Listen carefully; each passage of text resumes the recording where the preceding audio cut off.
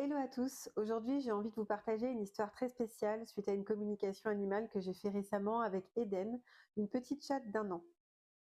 Très craintive, fuyante, toujours sur la réserve, son humain m'a contactée pour une communication animale car elle vivait souvent la queue entre les pattes, cachée, fuyait le contact physique et il avait besoin de mieux la comprendre.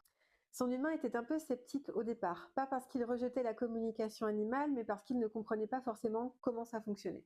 Ce qu'il voulait profondément, c'était comprendre Eden, savoir comment l'aider à se sentir en sécurité et à sa place. Pendant la communication avec Eden, ce qu'elle m'a surtout montré, c'est qu'elle avait besoin d'avoir une meilleure compréhension de son environnement, de pouvoir mieux comprendre les bruits qu'elle entendait parce que son réflexe naturel, c'était de se cacher et de fuir. Elle avait également besoin que son humain l'incite un peu plus, aille la chercher un petit peu plus parce qu'elle n'allait pas faire le mouvement vers lui.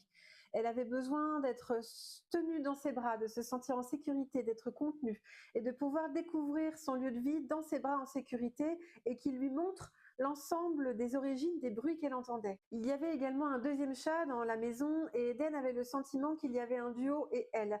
Elle avait du mal à se sentir appartenir à cette bulle à trois.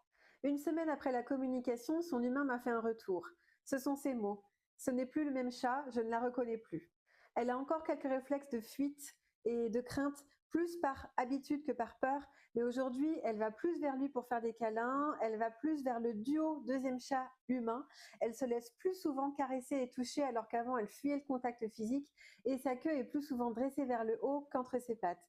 La communication animale, c'est pas une baguette magique. C'est juste offrir à l'animal un espace pour se déposer. C'est avant tout une rencontre d'âme.